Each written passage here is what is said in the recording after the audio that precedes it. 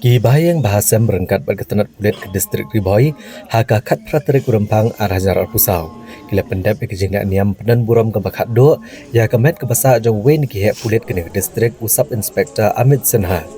Belaklat no, haka jingja aksiden kali ke belajar, haka kat nyau terik urempang arah jarak pusau, ha Gurgaon, ha Haryana.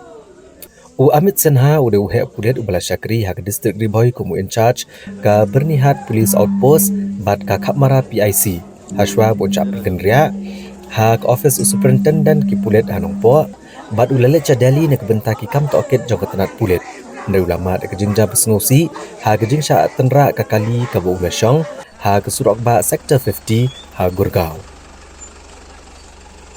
Kajingja aksiden ke masyarakat ke belah Shimno kejing im jong Amit Sinha kelajah ke step pengap jong kakak nyo terik urempang arajar pusau kat ba udang temu melik pai shelah kerja kasa lambat uparlok jong udik Vijay Singh ubelanya ke kali Mercedes. Hendrai hamar bapoi hak sektor 50 jong surok ba Gurgaon kakali ke bagi syong ngalasyak tenra ni ke benta basyadin. Hak away pat kakali ke bam itu. Tak haduk bakakali jengki kalapra bat uni uhek pulit rengkat bat uparlok juu kila mensaujur. Bat kibor jong Sunar International Hospital kilapan bena bau Amit Sinha ulah klat no nagi jing mensau belajur. Hadian bala pendap yang berok gijing tokit di kibor pulit halor kani gijing ja aksiden. Ki bahayang rengkat pat ki parlok jong Amit Sinha.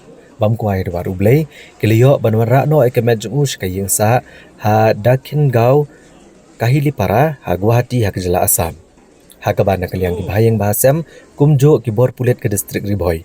Keliok ban pendap ke jing liak buram ke bakat do ya ke met ke basa jong uni uhek pulit.